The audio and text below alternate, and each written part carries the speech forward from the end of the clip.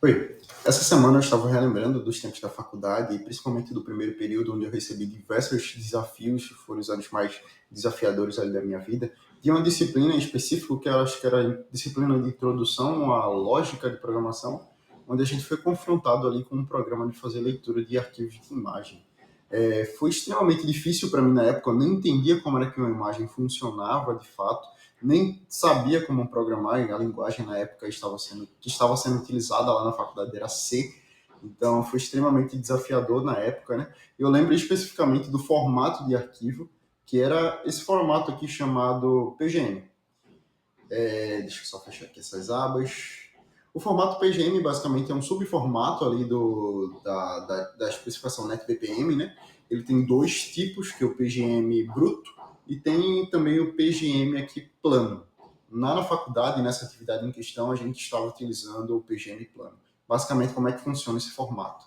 Ele é um arquivo de imagem, onde a gente consegue fazer a representação dessa imagem em texto, em puro texto. É claro que tem as suas limitações. Nesse caso em específico, as imagens estão em tons de cinza, né, em escala de cinza, grayscale.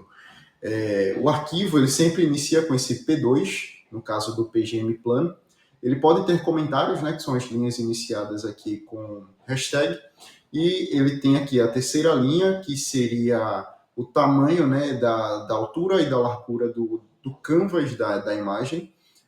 Por fim, o valor máximo aqui do pixel, no caso, nesse caso aqui, 15. É claro que eu e os meus amigos não ficamos somente nessa questão da leitura da imagem, da visualização da imagem. Na verdade, a gente só estava fazendo um validador de PGM.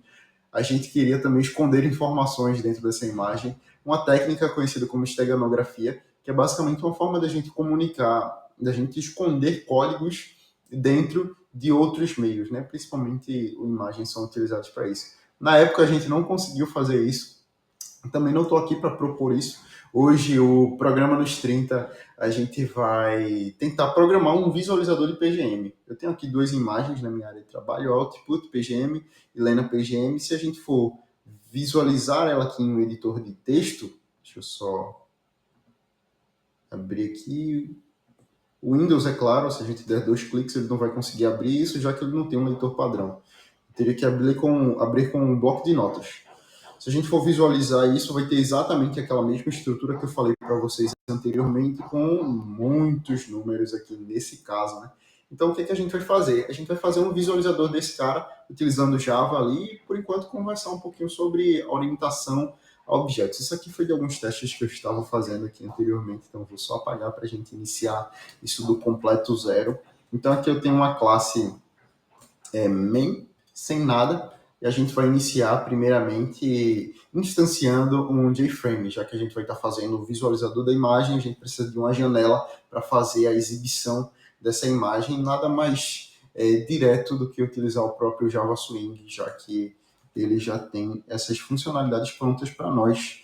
Então, vou chamar isso aqui de window, vou instanciar aqui o novo JFrame demo.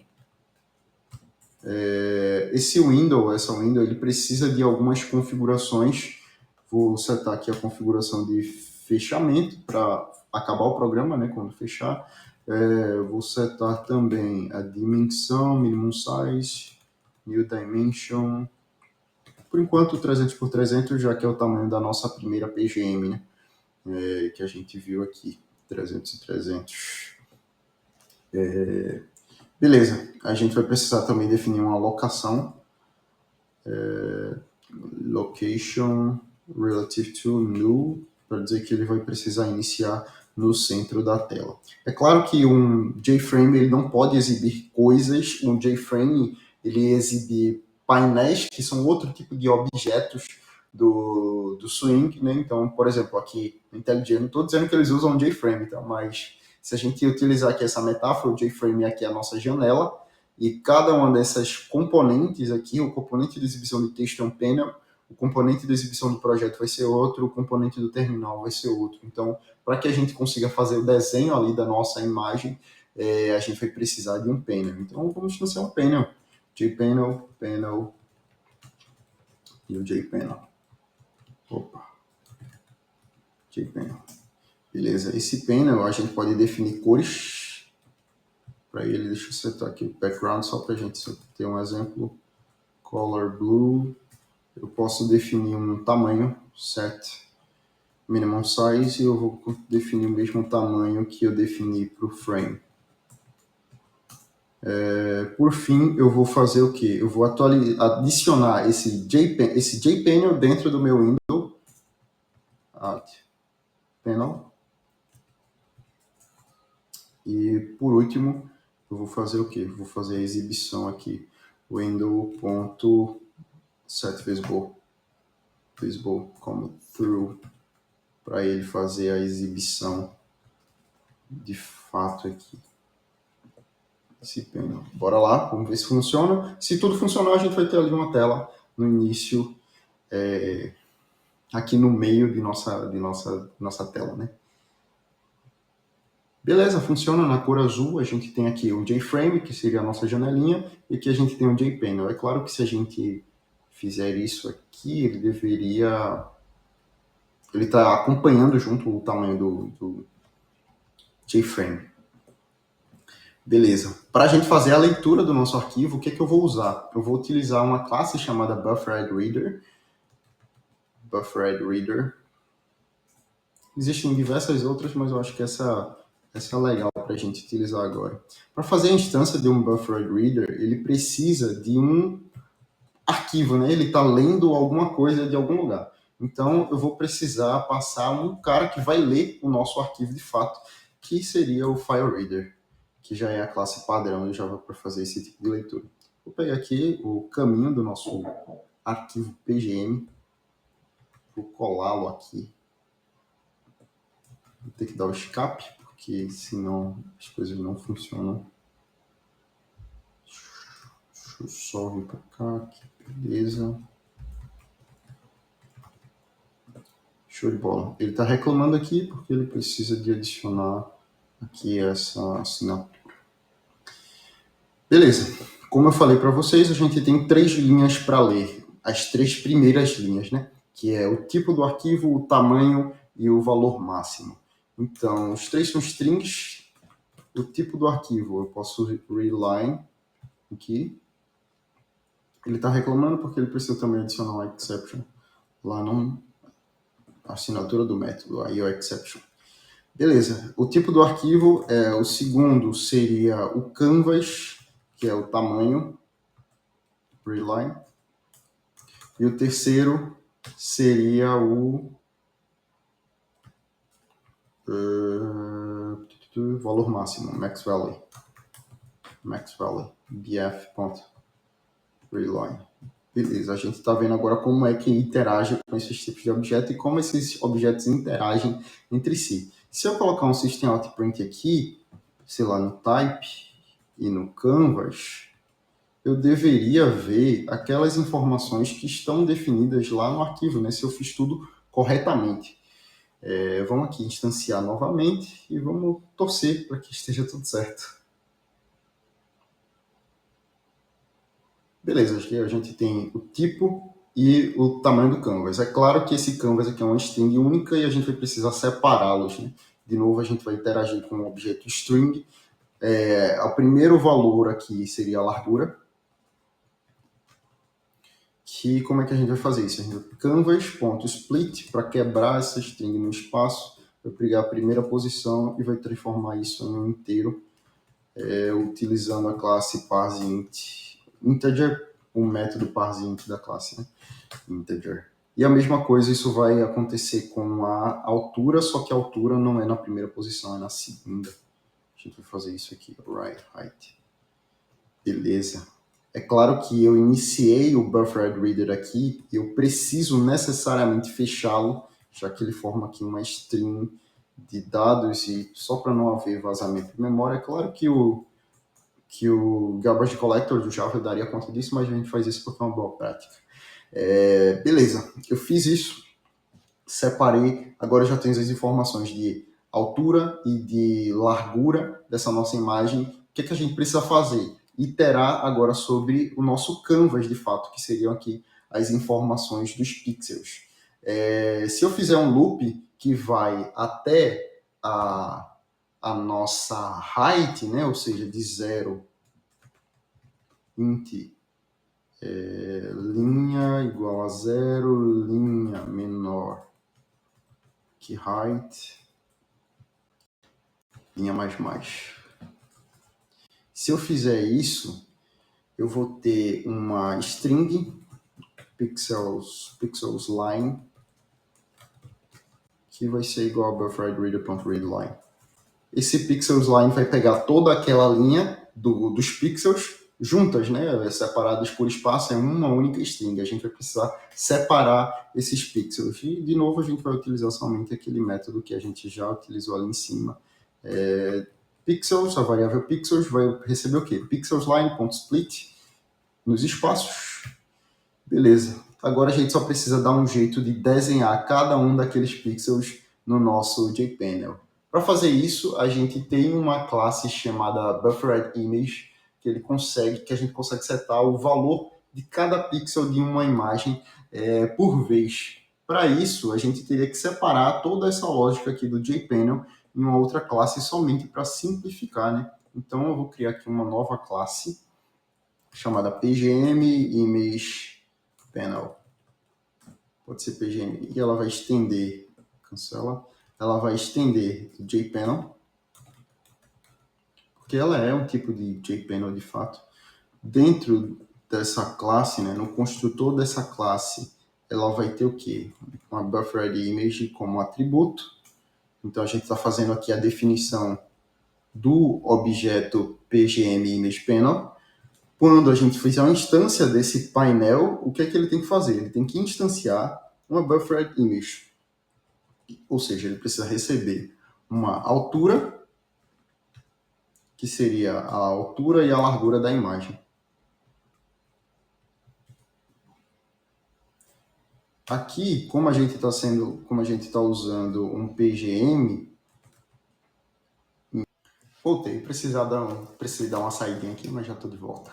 É o seguinte, onde foi que eu estava basicamente criando uma instância do BufferedImage dentro da nossa classe PGMImagePanel. Então, esse cara ele vai receber 3 parâmetros, a altura, a largura e o tipo da imagem que a gente vai utilizar. Nesse nosso caso, como a gente está utilizando uma imagem PGM, que usa tons de cinza, nada mais justo do que utilizar um tipo gray nessa imagem. A gente pode aqui setar, inclusive, o tamanho já desse panel, utilizando a altura e a largura recebida ali como parâmetro, né? Por que eu fiz isso? Porque isso aqui basicamente vai facilitar com que a gente desenhe essa imagem dentro desse PGM Image Panel, já que a gente tem métodos como, por exemplo, o método PaintComponent, que é um método herdado aqui do JPanel.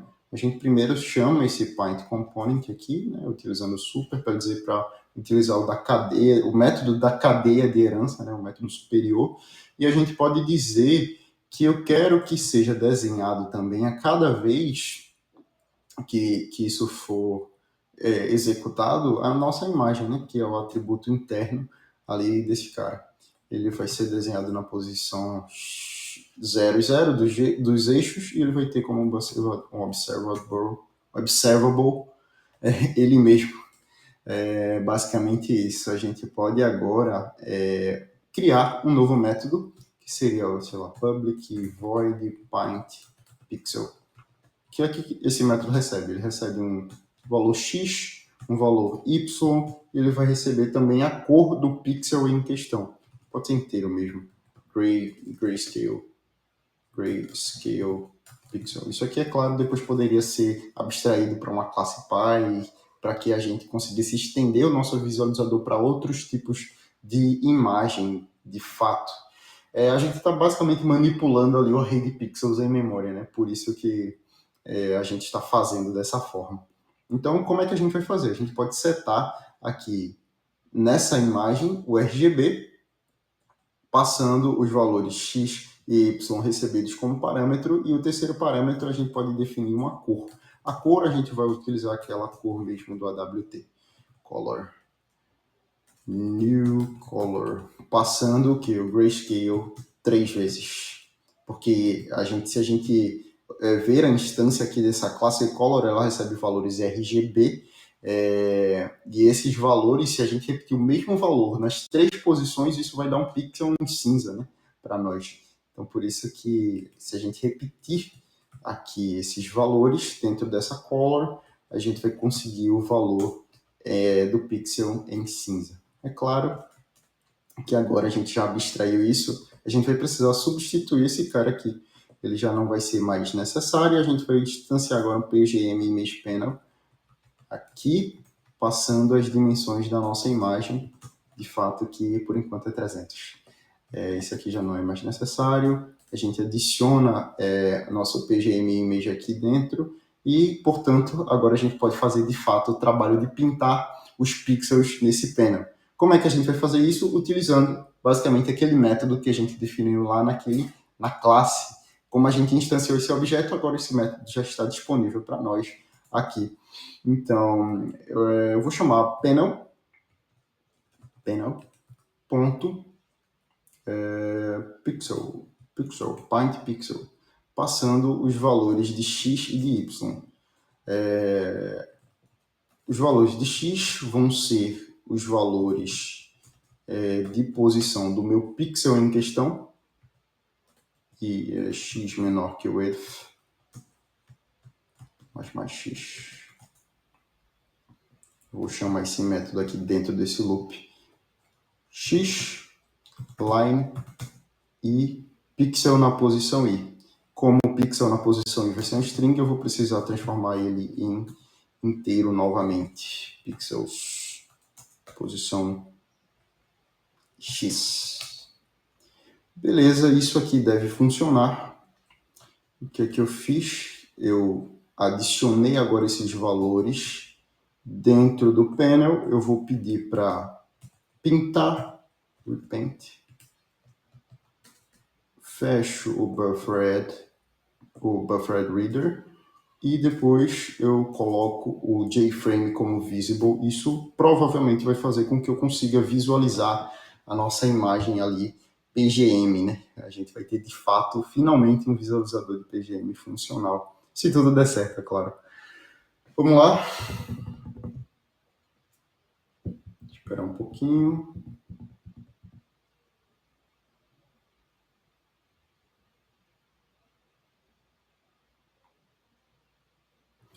Deu um erro aqui, na linha 26. Canvas.split index out of bounds for length true. É porque não é 2, é 1. Aqui. Beleza, vamos lá, retornar à compilação.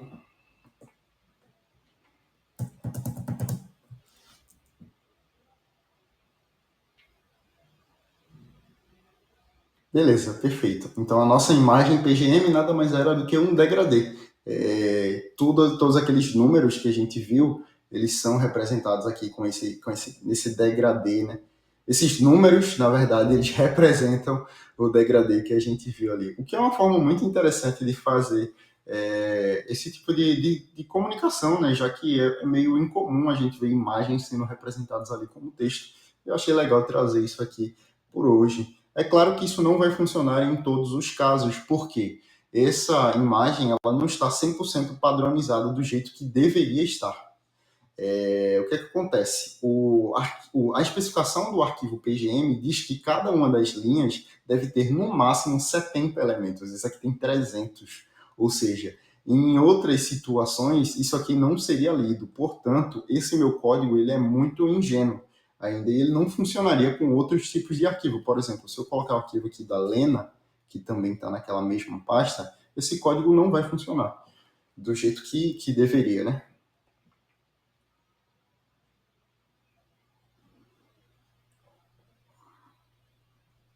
Ele justamente dá um erro aqui. Então, como é que a gente pode corrigir esse código para que ele funcione, inclusive, em outros arquivos? Deixa eu abrir aqui o Lena, somente para a gente ver como é que ele está definido. Só uma vez. P2, 217 e 55, onde cada uma das linhas aqui tem no máximo 70 70 caracteres, né? Isso contando, é claro, com uns espaços ali em branco. Então, eu precisaria de uma outra função que lesse essas linhas ou esses valores de forma cumulativa, né? Então, como é que eu vou fazer isso? Primeiramente, eu vou criar aqui um método estático novo, que seria o readLine. O que é que esse readLine vai receber? Void. Primeiramente, por enquanto, ele vai retornar void. O que é que ele vai receber? Ele vai receber um bufferedReader e ele vai receber uma largura, que seria ali a largura, de fato, da imagem, né? Da imagem em questão. Esse cara, ele vai ter um contador de caractere, que vai iniciar com 0. E eu vou também instanciar um string builder aqui. Vocês já vão ver para que eu vou fazer isso. SB igual a new string builder. Aqui. O que é que ele vai fazer? Eu vou ler o arquivo até o contador de caractere. Enquanto o contador de caractere for menor do que a minha largura, eu vou lendo caractere por caractere desse meu arquivo, né? Então, o que eu vou fazer? Int char file. Ele vai receber bf.read. Aí, isso aqui, ele pode lançar uma exception. Eu vou verificar se esse char file for diferente de barra "-" contra barra, na verdade. Que é isso aqui. Opa. Se for diferente de barra "-", eu vou adicionar o caractere em questão dentro do SB. Então, sb.append, dando cast para char, né? In char file. Se for diferente de barra "-", eu faço isso. Contudo, se o char file for igual a um espaço em branco, que já é o nosso divisor lá de números, eu vou dizer que o count char recebeu mais um. Ou seja, o que é que eu estou dizendo? Quando ele chegar no espaço em branco, eu vou contar que um caractere já foi. Porque daí eu consigo fazer a divisão correta dos valores de nossa largura, já que a largura ali vai considerar somente os caracteres e os espaços em branco, né? Se eu não fizesse isso, para cada um dos caracteres que eu lesse, era como se fosse um número que foi contado, né? E isso não é verdade pela especificação, já que a especificação só garante ali que isso aqui seja um único número. Se a gente não fizesse aquela verificação, isso aqui seria 3 números, no caso, né? 3 números na contagem, né? Então, o que é que eu estou fazendo? Quando chegar aqui no espaço em branco, eu contei um caractere. É basicamente isso. Então, chegou no espaço em branco, contei um caractere. Enquanto a contagem de caracteres for menor do que isso aqui, eu repito esse processo e vou preenchendo ali o string builder. Então, eu vou retornar o que? String builder.toString. Ou seja, isso aqui vai retornar para mim uma string. Logo, eu posso utilizar esse método readLine aqui, readLine, passando buffered e passando a minha width. Ele vai fazer isso repetidas vezes, até conseguir ali o valor, né, em questão. Vamos lá, compilar isso aqui para ver se isso dá certo. Beleza, deu errado aqui, a gente só precisa verificar o que foi que aconteceu, né, de fato. Ó, ele deu number format exception para a string aqui vazia, né? Ou seja, isso aqui recebeu uma string vazia. Então tem algum problema aqui com a nossa função readLine. Recebe buffered reader. Então, count char, quando ele for contando, se for diferente de barra "-", ele vai colocando o caractere em questão na string, depois, deixa eu só lançar o debug aqui, porque daí vai facilitar ali a nossa visualização.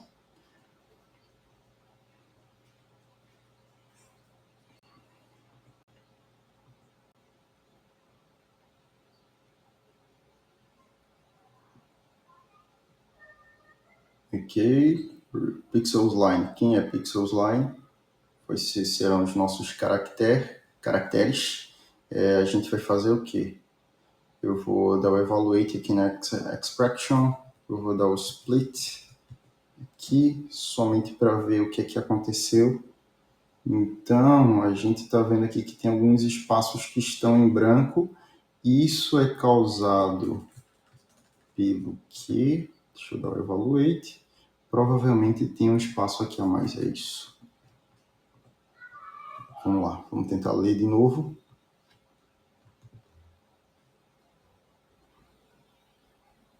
E a gente consegue finalmente fazer o nosso visualizador de imagens. Então, pessoal, é basicamente isso.